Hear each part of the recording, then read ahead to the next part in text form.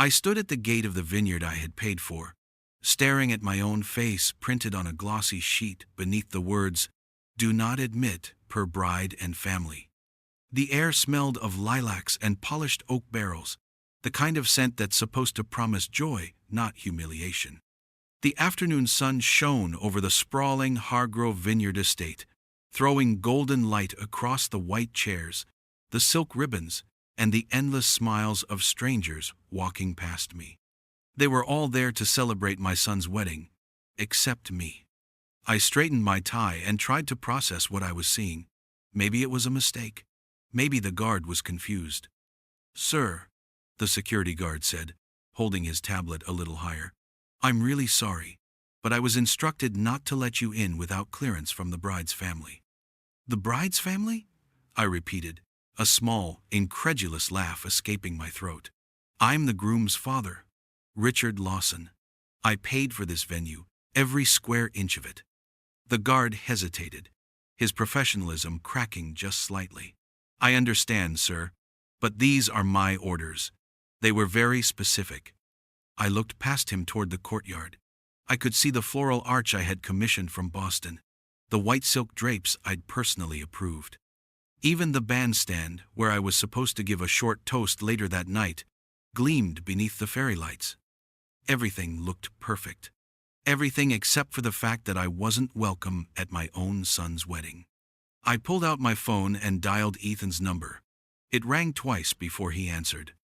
"Dad?" His voice was low, breathless, almost rehearsed. "Hey, listen, now's not a good time." "Not a good time?" I tried to keep my tone calm. "Ethan, I'm standing outside the gate, and the guard won't let me in. He has a photo of me on his tablet, with a note that says, 'I'm banned.' What's going on?" There was a pause. In the background I could hear music and chatter, laughter echoing like a foreign language. "Dad, please," he said finally, his voice clipped. "We talked about this. Camila's been under a lot of stress, and she thought it'd be best if things stayed uncomplicated today." "Uncomplicated?" My hand tightened on the phone. "Ethan, what does that even mean? I paid for this entire wedding. The venue, the catering, the band." I know, and we appreciate that," he interrupted quickly. "But we just need today to go smoothly. Please, don't make a scene. It's Camila's day."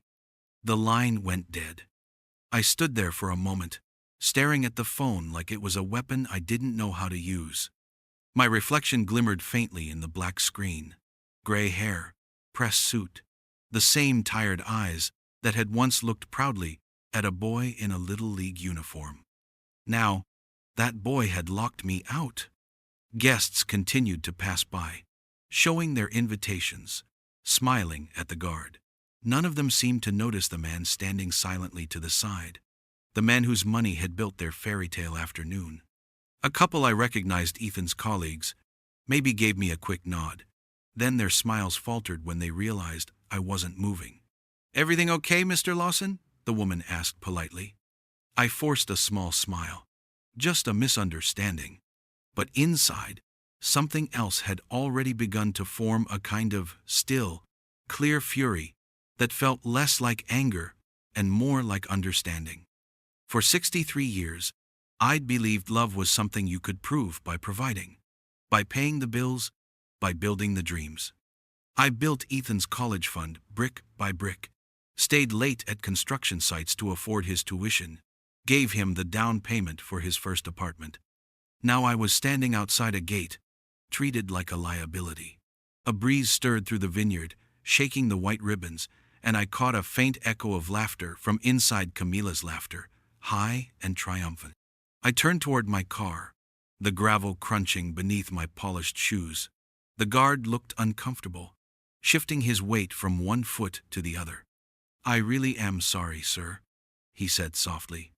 I nodded once. "Don't be. You're just doing your job." He looked relieved, but if he'd looked closer, he would have seen the calculation behind my calm expression. Because in that moment, I wasn't just walking away, I was already planning what came next. When I reached my car, I didn't start the engine right away. I sat there with the window half open, listening to the distant music start up again, the string quartet warming up under the oaks. Then I took out my phone, scrolled to a familiar contact, and pressed call. "Karen," I said when she answered. "It's me. Don't panic. But I need you to hold all payments scheduled for Monday. Everything catering, music, flowers, transportation. Put it all on pause." There was silence on the line. Then her cautious voice. "Rick, is everything all right?" "It will be," I said, watching a line of cars pull in behind me. "They made a decision today. I'm just helping them live with it." When I hung up, I glanced once more toward the distant estate lights glowing through the trees. The world calls it a wedding, but I knew better. It was a transaction. And tonight, the bill was about to change hands. By the time I pulled into my driveway, night had settled over Lake Sunapee like a velvet curtain. The cabin lights glowed soft and amber against the dark woods. My reflection in the window looked composed, too composed. Inside, I set my keys on the counter, loosened my tie, and exhaled for what felt like the first time that day. I poured myself a cup of coffee, black and bitter, and sat at the small oak table by the window. The silence pressed against my ears until I broke it with one word: "Karen."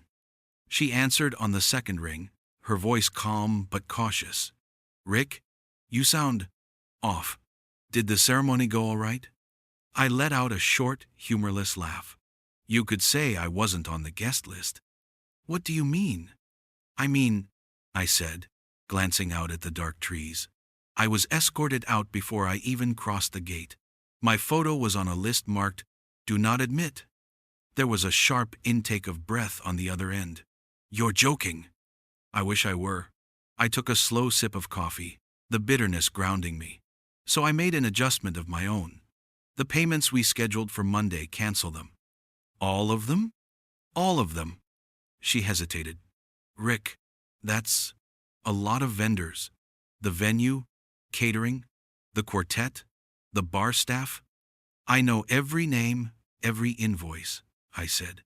"The final transfers haven't cleared yet, correct?" "Right. They're all queued, but not processed until the next business day." "Why? What happened?"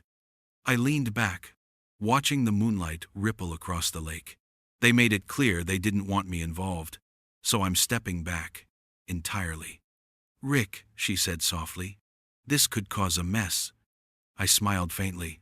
"Then they'll finally get to clean up something I didn't build for them." For a long moment, neither of us spoke. I could hear the faint hum of her office fan through the receiver, the way she always left it on after hours. Karen had been with me through everything: my retirement, transition, the divorce, the quiet years of rebuilding. She was the kind of person who saw patterns where others saw chaos. Finally, she asked, "Do you want me to tell them anything specific when they call?" "Yes," I said, my voice level. "Tell them there's been a change in payment authorization.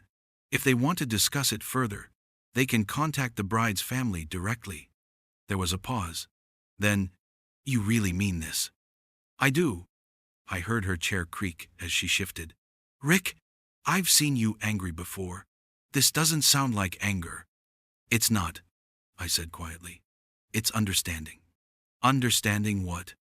"That love doesn't survive humiliation." Karen sighed. "All right. I'll make the calls in the morning. Do you want me to send you confirmation emails?" "No need. I'll know when they start calling." After we hung up, I sat there for a while, listening to the night sounds outside, the crickets, the faint lapping of water against the dock, the faraway hoot of an owl. It was peaceful in a way that felt almost ironic. At 8:37 p.m., my phone buzzed. An unknown number. I let it ring out. Then another. Then two more, one after the other. I didn't answer any of them. Instead, I walked to the bookshelf, took down an old leather photo album, and opened it to a picture of Ethan at 17 grinning beside me, holding up a fishing rod on this very lake. His smile back then had been unguarded, full of trust. Somewhere along the way, ambition had replaced that look with calculation. I traced the edge of the photo with my thumb, You'll understand one day, I murmured. Money only buys so much silence. The phone buzzed again, vibrating against the table. This time, the caller ID read, Camilla Hargrove. I watched the screen flash, until it stopped. Another buzz. A text. What did you do? I didn't reply. Outside, a thin mist was rising over the lake, blurring the reflection of the moon. I stood by the window, the warm cup cradled in my hands, and for the first time that day, I allowed myself to smile small, deliberate, without joy but full of control. They had wanted me gone. Now, they were about to learn what gone really meant. I turned off the lights and let the phone ring again in the darkness. The first call came just after noon the next day. I was sitting on the porch, coffee in hand, watching sunlight scatter across the surface of Lake Sunapee. It was one of those perfect late spring mornings when everything looks calm except, of course, when your world is on fire somewhere else. The phone vibrated against the wooden table. Ethan Lawson. I let it ring twice before answering. Morning, son. Morning. His voice came through sharp, breathless. Dad, what did you do? I leaned back in my chair. I had my coffee. Fed the birds. Why? Don't play dumb, he shouted. In the background I could hear shouting, crying, the crash of something breaking, maybe a plate. The caterers just left. Packed everything up, said payment authorization failed. The florist is loading their truck, the band says they're not playing, and half the guests are leaving because there's no food or music. I took a slow sip of coffee. That sounds stressful. Stressful? He exploded. You're damn right it's stressful. They said you canceled the payments, did you? I didn't cancel anything, I said evenly. I simply postponed final authorization. Standard business procedure. Business procedure? This is my wedding. Correction, I said, my voice calm. It was your wedding. Until you decided I wasn't invited. There was a stunned silence. For a moment all I could hear were muffled voices, someone yelling Camilla's name, a door slamming. Then he spoke again, lower now, but trembling. You're punishing me? For keeping the peace? For not wanting drama on my wedding day? I let the question hang there. You called humiliation peace, Ethan. I just gave it a little company. Do you realize what you've done? He hissed. People are walking out. The Hargroves are furious. Camilla's crying, her eyes out. I swirled the last bit of coffee in my cup. Ah, the Hargroves. Yes, I imagine they would be. They're not used to unpaid bills. Stop it, he snapped. You can't do this to me. I looked out across the water, sunlight glinting off the ripples. You told me not to come, remember? You made it clear my presence wasn't required. I'm just honoring your wishes. Dad? You wanted less stress, I interrupted. I'm helping. There was a sharp intake of breath on the other end. You're ruining everything. The guests, the photos, the dinner, it's all falling apart. Maybe that's what happens, I said quietly, when you build a day on someone else's dime and someone else's exclusion. He went silent. Then I heard it, a faint sob. Not Camilla's, not anyone else's, his. I didn't mean for it to go this far. I closed my eyes, a flicker of pain running through me. For a second I almost caved. Almost. But then I remembered the security guard's tablet, my face beneath those words, do not admit. I hardened. Ethan, I said softly, choices have consequences. You made yours. You're unbelievable, he spat. You're acting like a child. You'll regret this. Possibly, I murmured. But not today. And I ended the call. 5 minutes later, the phone buzzed again. This time, an unknown number. I let it go to voicemail. Then another, and another. By the fifth missed call, my phone was shaking across the table. Finally, one text came through, from a number I didn't recognize. Mr. Lawson, this is Marcus from Silver Oak Productions. We were told to contact you regarding today's performance. Can we confirm if we should leave the premises? I typed a single reply. Yes, Thank you for your professionalism. Send your invoice for inconvenience. The response came 30 seconds later. Understood, sir. For what it's worth, I'm sorry. They spoke very badly of you after you left. None of it sounded true.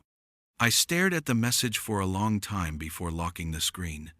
The afternoon stretched on. News traveled fast in small towns, even faster in tight social circles. By 3, I'd already received 2 calls from old acquaintances asking if it was true that I'd walked out on my son's wedding. I didn't bother correcting them. Let the story twist for a while. Truth, I've learned, doesn't need defending. It just needs time. As the sun began to dip behind the pines, I stepped outside again. The lake reflected the orange and gold of early evening. Somewhere out there, in a vineyard an hour away, panic was unfolding like a wildfire.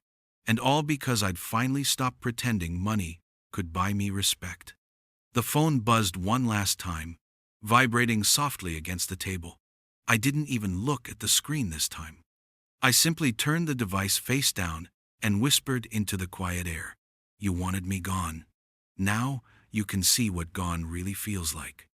The lake was still. The world calm. Only somewhere far away, the music had stopped playing. It was almost 10 when I heard the tires crunch over the gravel outside. Headlights swept across the pines, throwing long shadows against the cabin walls.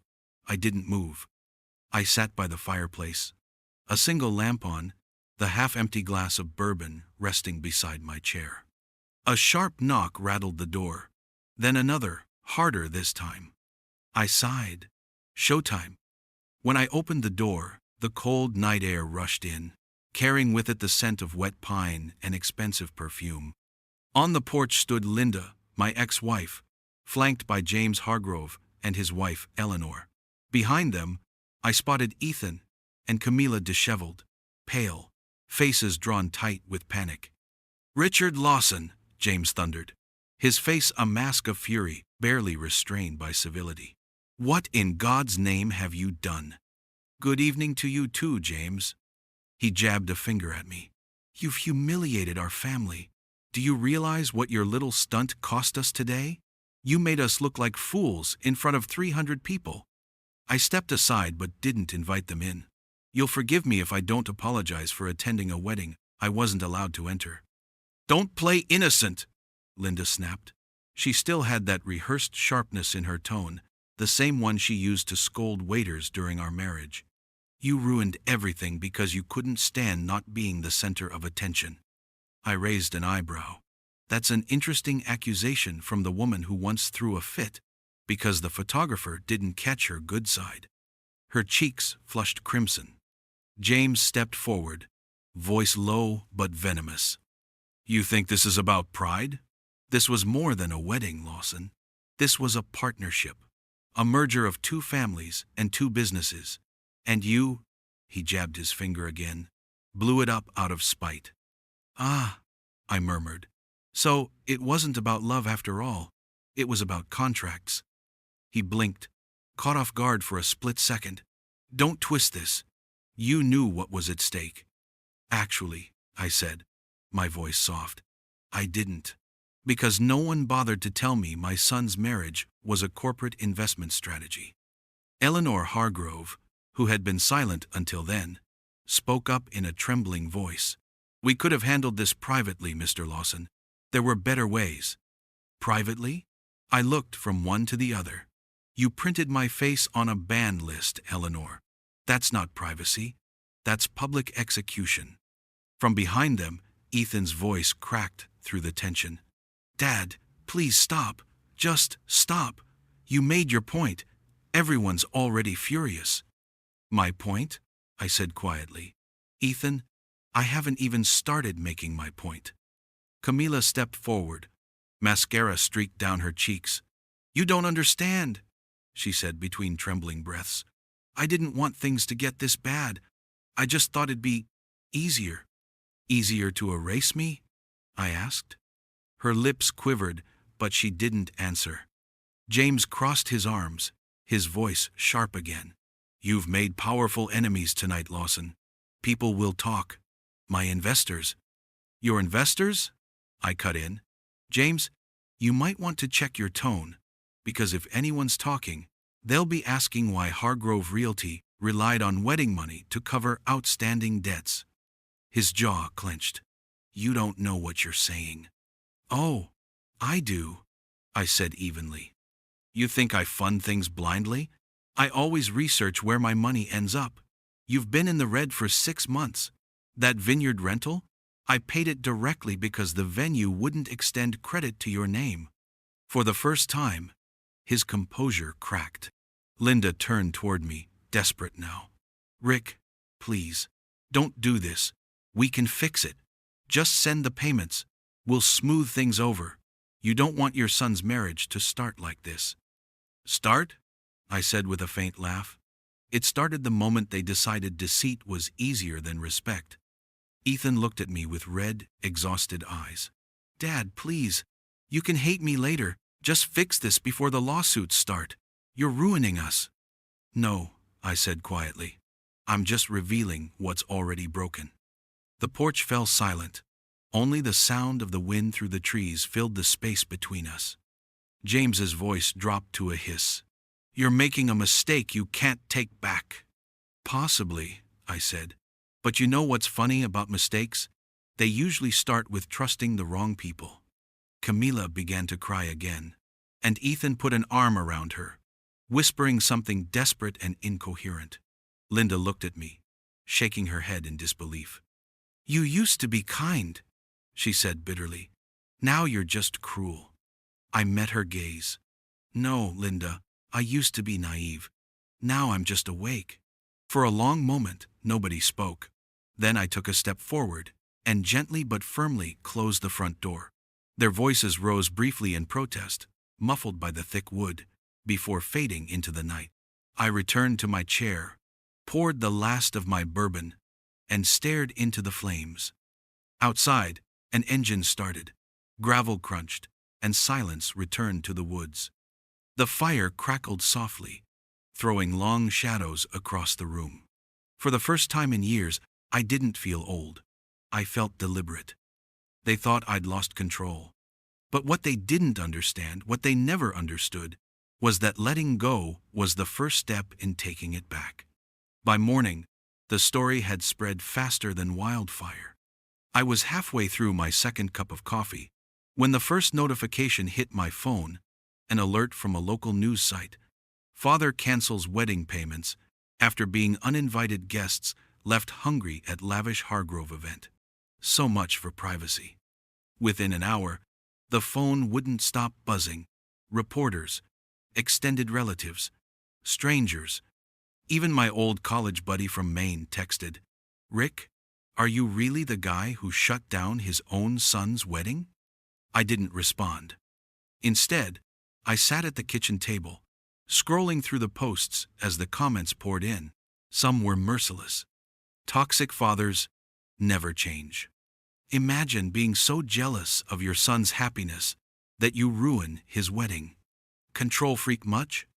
Others, though fewer, began asking the right questions.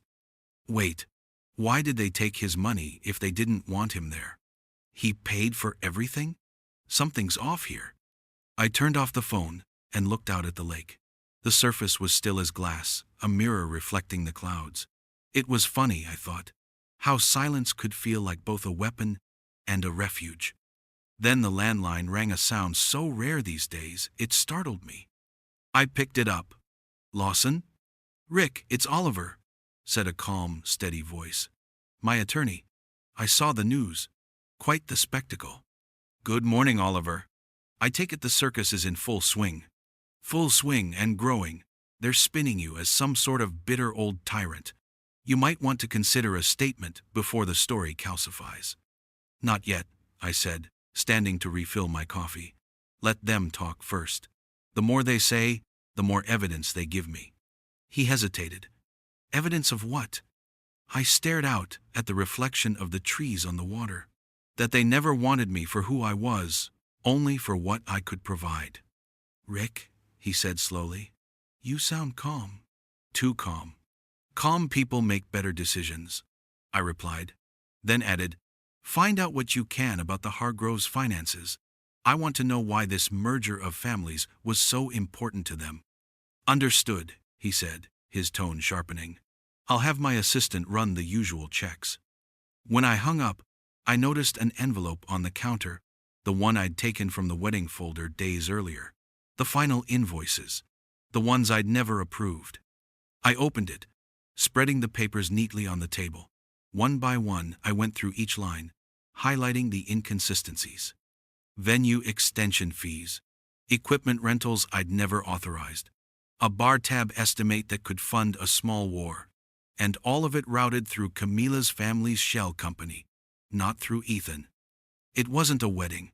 It was a laundering operation dressed in white lace. By noon, my name was trending locally. A lifestyle blogger named Leah Porter had posted an article titled "The Wedding That Vanished: A Father's Control or a Daughter's Betrayal." She'd included quotes from guests, half-truths, and exaggerations. But one line caught my eye. Sources claim the father's financial support was essential to the event's success, raising questions about why he was excluded from the ceremony. At least someone was starting to notice. The phone buzzed again, this time Karen Doyle, my accountant.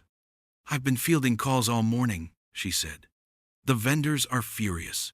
The catering manager said Camila's family promised payment within 48 hours, but they're already in default with 2 other clients. It's not looking good. "I'm not surprised," I said. "Rick," she hesitated, lowering her voice. "I've been looking into the Hargrove accounts. You were right to be suspicious. The vineyard isn't really theirs. They're leasing it from a holding company registered to an address in Delaware. There's almost no liquidity in any of their assets." I closed my eyes. So the entire event was smoke and mirrors. Pretty much. If you hadn't stopped those payments, they would have vanished with your money. A dry laugh escaped me. At least I ruined the right wedding. Karen chuckled nervously, but there was warmth in it. "You did what you had to do. But Rick, this is getting ugly online. Camila's mother just gave an interview to Channel 7. They're calling you emotionally abusive." "I see," I said softly. "Then I suppose it's my turn to speak." That afternoon I drafted a short, measured post for my own account. "It seems there's been some misunderstanding about last weekend's events. I made no scene, raised no voice, and disrupted nothing. I simply declined to finance an event I was forbidden to attend. That's not revenge. It's self-respect." Within minutes, the comments flooded in, some mocking, some sympathetic, but the tone had changed. People were curious now, not just judgmental. By evening, Channel 7 requested an interview. I declined, but I knew it wouldn't be long before I'd have to speak publicly. At 6, another call came. Ethan again. I didn't answer. But when I checked my voicemail later, his message was short and panicked. "Dad, the vendors are threatening legal action. Camila's family's lawyers won't cover it. They're saying we owe over 70 grand. Please, call me." I set the phone down beside the bourbon I'd poured and stared at the lake again. The same stillness, the same calm surface, but beneath it, the water moved with silent strength. I'd been still for long enough. The storm they started had just begun to turn, and for the first time in years, I felt no guilt about watching it unfold. The next morning began quietly. A thin layer of mist drifted above Lake Sunapee, blurring the line between water and sky. I sat on the porch, notebook open, scribbling thoughts in the margin of a legal pad. When life falls apart, I've always found comfort in writing things down: facts, dates, motives. At 9:14 a.m., my phone buzzed. Oliver Grant, my attorney, again? "Morning, Rick," he said. "I found what you asked for." The tone of his voice was different this time, measured, but carrying an undercurrent of disbelief. "I'm listening," I said, setting down my pen. "There's a reason that wedding meant so much to the Hargroves," he continued.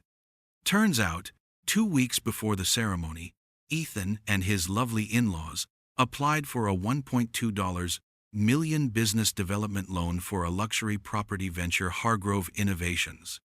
But here's the twist. He paused. The bank flagged the application because the primary guarantor listed was you. I blinked. Me? He exhaled sharply. Yes. They used your financial history as evidence of backing. There's even a draft contract never signed, but clearly prepared listing you as co-signer. My grip on the phone tightened. How could they possibly? They forged the preliminary documents.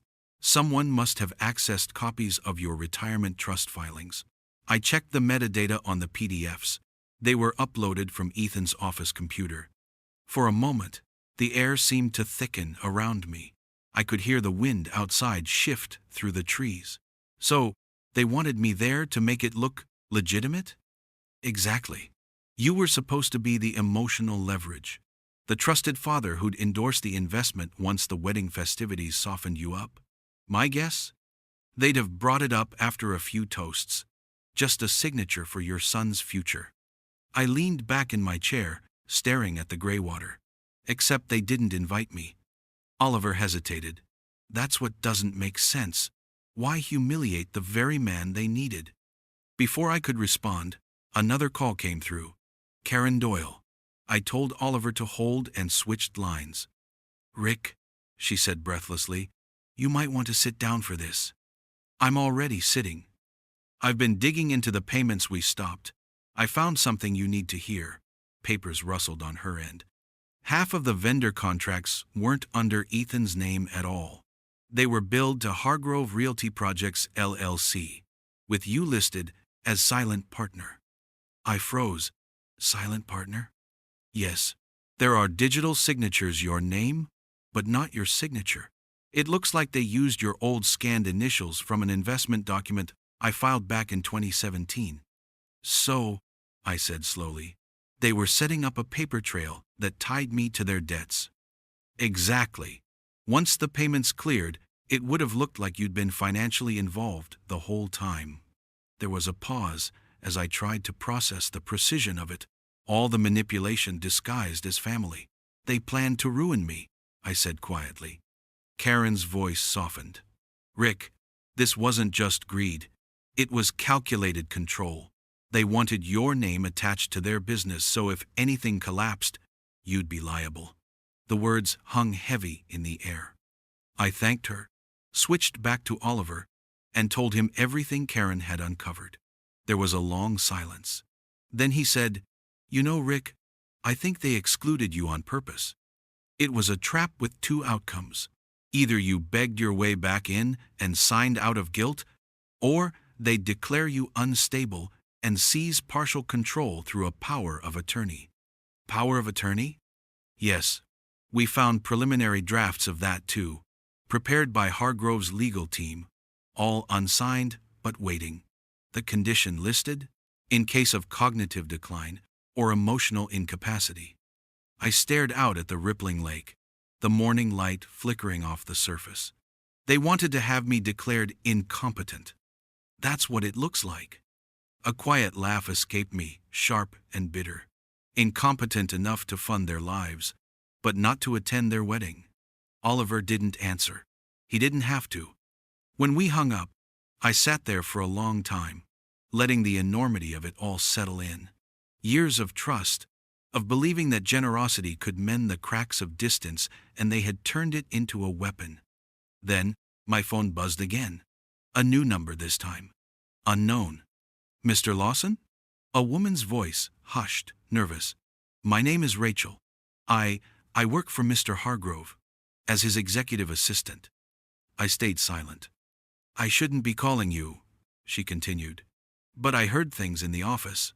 They were laughing, sir. The day before the wedding. Saying how you'd crawl back. How you'd sign anything to feel needed. Her voice wavered. They called you the old wallet. Said if you didn't break fast enough, they'd go through with the power of attorney. Camila's exact words were, he'll do anything for Ethan. All we have to do is make him believe it's his fault. I said nothing. Only the faint hum of the line filled the silence. I recorded the conversation, she whispered. If you want proof, I can send it to your lawyer. I just couldn't stand listening to them mock you. Send it, I said quietly. 10 minutes later, the file arrived. I played it once. Camilla's voice, smooth and cruel. He'll beg. He always does. He can't stand being shut out. Once he calls crying, we'll forgive him and have the papers ready. Then Ethan's voice, low but distinct. He'll sign. He always does. When the recording ended, I sat motionless, eyes fixed on the lake beyond the porch. A single leaf drifted down onto the water and spun lazily in circles. For the first time since the wedding, I felt something break, quietly, cleanly.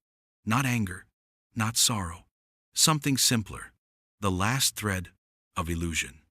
I stood, slipped my phone into my pocket, and whispered to the reflection of the trees, "All right, Ethan, let's finish this properly." Because this wasn't just betrayal anymore. This was war, and I intended to fight it with truth. By dawn the next day, I had already made up my mind. The truth, I decided, deserved a stage as big as the lie. I brewed a fresh pot of coffee, opened my laptop, and began typing. The words came steadily, deliberate, almost detached, like a man writing his own verdict. An open letter to the people of New Hampshire. From Richard Lawson. You've read headlines. You've seen my name twisted into something bitter and small. But before you judge, let me tell you what really happened. I am the father who ruined his son's wedding. I am also the man who paid for it every dollar, every detail, every dream they sold to the world as their own. And while the news called it revenge, I call it clarity. For 3 years, I supported my son and his fiancée, financially, college debts, car payments, down payments. When they wanted a lavish wedding, I agreed, not out of obligation, but love. What I didn't know was that behind my back, they used my name to secure a $1 million business loan I never signed for, and forged my initials to make it look real. When I found out, I didn't yell, I didn't sue, I just stopped paying. If that's revenge, then maybe self-respect is a crime. Attached below are the invoices, transfers, and messages proving every word I've said. Let truth be its own witness. Richard Lawson, Concord, NH. I posted the letter on my verified Facebook page at 7:42 a.m. and sent copies to the Concord Herald, Channel 7 News, and that same blogger who had called me toxic. By 9:15, the post had over 3,000 shares. By noon, local stations were replaying my statement. With scrolling screenshots of the documents, I'd attached invoices, bank transfers, and the email chain from Ethan asking, "Dad, can you cover the venue balance? Camilla's short this month." The narrative shifted like a tide. One station ran the headline, "Father's receipts reveal deeper truth behind wedding scandal." Another, "From villain to victim, Richard Lawson breaks his silence." At noon my phone buzzed. It was Sarah Duncan, an anchor from Channel 9. "Mr. Lawson," she said, "your letter has gone viral. We'd like to invite you for an interview tonight at 6. Will you come?" I paused for a beat, then said, "Yes." The studio lights were brighter than I remembered. Cameras, microphones, the faint buzz of whispered instructions through headsets. Sarah sat across from me, a folder of papers on the desk between us. "Mr. Lawson," she began, her tone respectful but firm, "your story has captured national attention. Your daughter-in-law's family claims you're trying to destroy their reputation. What would you like our viewers to understand about your actions?" I met her gaze. "That I didn't destroy anything," I said. "I just stopped pretending things weren't already broken." She nodded slowly. "You've shared extensive financial records showing your contributions to the wedding and to your son's life. Why release them publicly?" "Because I was accused publicly," I replied. "When someone paints you as a monster in the town square, whispering the truth in private won't fix it. The only cure for a public lie is a public truth. Sarah turned a page in her notes. Some critics argue that you could have handled this privately. I gave a faint smile. So could they, when they printed my photograph under Do Not Admit. The audience behind the glass fell silent. Mr. Lawson, she continued softly, your son claims you've always tried to control him with money. Control? I said, leaning forward slightly. Control would mean I gave, with conditions.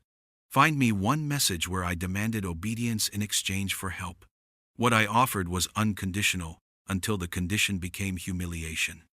She hesitated, clearly moved. Do you still love your son? I looked down for a moment before answering. More than he'll ever know, I said. But love without respect isn't love. It's dependency. When the segment aired that evening, something unexpected happened. Viewers flooded the network's page with support. Hashtags appeared. Number Lawson letter. Number respect over ritual. Number truth has receipts. And while social media roared with opinions, something quieter was happening behind the scenes. Oliver called that night, his voice triumphant. Rick, you did it. The audio recording Rachel sent, we submitted it to the paper. They ran it online. The headline's brutal. The old wallet. Leaked recording exposes wedding family's scheme. I let out a slow breath. So now they know. Oh, they know, Oliver said. And investors are pulling out of Hargrove Realty as we speak. The company's in free fall. James called my office this afternoon demanding we retract the story. I told him to call Channel 9 instead. A small smile tugged at the corner of my mouth. Enjoy the quiet tonight, Oliver added. Something tells me your doorstep won't stay empty for long. After he hung up, I poured myself another cup of coffee and stood by the window, watching the reflection of the moon ripple across the water. For months, I'd been cast as the villain in my own family's story. But villains don't deal in truth. They deal in fear. And fear, I realized, was exactly what they were feeling now. The truth was out. The lies had crumbled. All that remained was the reckoning. And I knew before the night ended they'd come. They came just after sunset. I saw the headlights from the road before I heard the tires. Slow, uncertain, as if even the car hesitated to come closer. The wind carried the scent of pine and rain over the lake. The porch light glowed against the fading blue of the evening, and I stood waiting, cup of coffee in hand. When the car finally stopped, Ethan stepped out first. His tie was gone, his shirt wrinkled, his face hollowed by sleeplessness. Camila followed a few steps behind him, eyes red, mascara smudged. They looked less like newlyweds, and more like people standing at the ruins of something they'd built on lies. Dad, Ethan began, voice trembling. Can we come in? I didn't answer right away. I let the silence stretch, heavy and uncomfortable. Then I stepped aside, just enough to let them enter. Inside, the fire was still burning. The glow flickered over the wooden beams of the cabin. They stood awkwardly in the center of the room while I returned to my chair. Ethan's voice cracked first. Dad, please. You have to help us. Everything's falling apart. Define everything, I said quietly. He swallowed hard. Hargrove Realty's investors pulled out after your interview. James blames me. He says I ruined the deal. The business loan, it's been withdrawn. Camila's parents, they're done with us. We're getting calls from lawyers, vendors, reporters. We can't go anywhere without people recognizing us. I nodded slowly. Sounds like consequences finally learned your address. Camila flinched at my tone. You don't understand, she said, her voice small. We didn't mean for any of this to happen. It was supposed to be simple. The wedding, the deal. The deal, I repeated. You mean the merger. The partnership between your family's real estate empire and my reputation. I understand perfectly. She looked down, tears slipping down her cheek. Ethan stepped closer. Dad, I made mistakes. We both did. But please, help us fix this. I'll do anything. Anything? I asked, raising an eyebrow. He nodded, desperate. Yes, whatever it takes. Just tell me what you want. For a long moment I didn't speak. The fire crackled between us, the sound of burning wood filling the silence. Then I stood and walked to my desk. From the drawer, I took out an envelope, thick, sealed, unmarked. I placed it on the table between us. Ethan looked at it like it was a lifeline. What is this? Your answer. He tore it open. Inside was a single check, $1, and beneath it, a folded note written in my own hand. He read it aloud. This is all I owe you for the lesson you taught me. He looked up, confused, pleading. Dad, please. No, I interrupted softly. You wanted my absence, Ethan. You wanted to prove you didn't need me. So here it is. My absence. My peace. Camila's voice broke. We were scared. James said you'd control everything if you were there. He told us the only way to have freedom was to cut you out. I thought. You thought you could build freedom on deceit, I said. But freedom isn't something you steal. It's something you earn. Ethan's face crumpled. I was stupid. I let them talk me into it. I thought if I made them happy, it would fix everything. I just wanted to belong. I felt the smallest ache in my chest. Not sympathy, exactly, but recognition. I'd spent years doing the same thing, trying to buy belonging with sacrifice. You don't belong to people who only value what you can give them, I said quietly. That's not family, Ethan. That's transaction. He nodded, tears glistening in his eyes. So that's it? You're done with us? I met his gaze. I'm done paying for my own humiliation. He lowered his head, shoulders shaking. Camila clutched his arm, but her eyes met mine briefly, not with anger, but with something close to shame. I'm sorry, she whispered. I believe you, I said. But sorry doesn't undo choices. It only proves you understand them. They left without another word. I stood by the window, watching the taillights fade down the road until the forest swallowed them whole. The house grew quiet again. The fire burned low, crackling softly like the closing of a long argument. Outside, the moon rose over the lake, bright and steady. Its reflection shimmered on the water, calm, certain, untouchable. I took one last sip of coffee and whispered to the empty room, love built without respect will always collapse. And sometimes, walking away isn't revenge, it's freedom. I turned off the lamp. And for the first time in years, the silence felt like home. Respect is the true currency of love.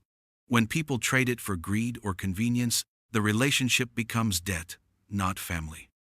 Sometimes, the most powerful act of love isn't saving someone, it's letting them face what they created. Because dignity, once reclaimed, is worth more than any apology that comes too late.